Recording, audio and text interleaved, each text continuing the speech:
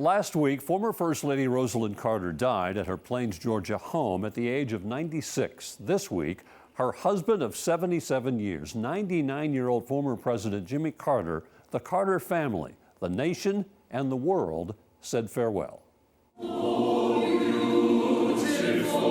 At a church in Atlanta, as they respectfully carried Mrs. Rosalynn Carter inside, the first row of pews filled with U.S. presidents past and present, and every living former First Lady.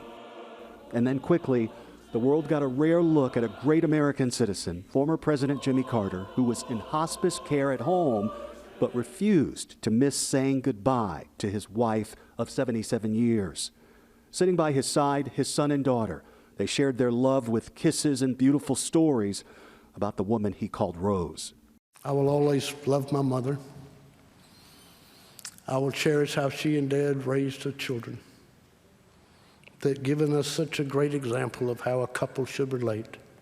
And she was my grandmother first, and she was like everyone else's grandmother in a lot of ways.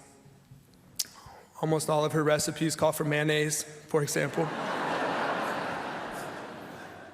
But tears fell across the church when their daughter read a letter the former president wrote about her mother 75 years ago while he was in the Navy.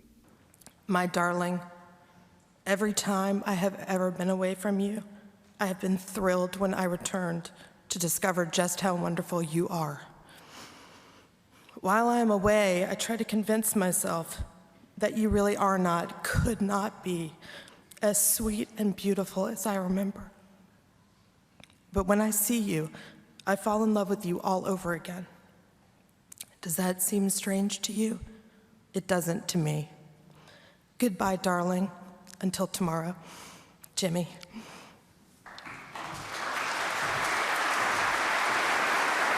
Rosalynn Carter's life and work took her to more than 120 countries. She co-founded the Carter Center here, which has helped end diseases and build real hope around the world. Steve Osunsami, ABC News, Atlanta. That will do it for this edition of This Week. We'll see you back here next weekend.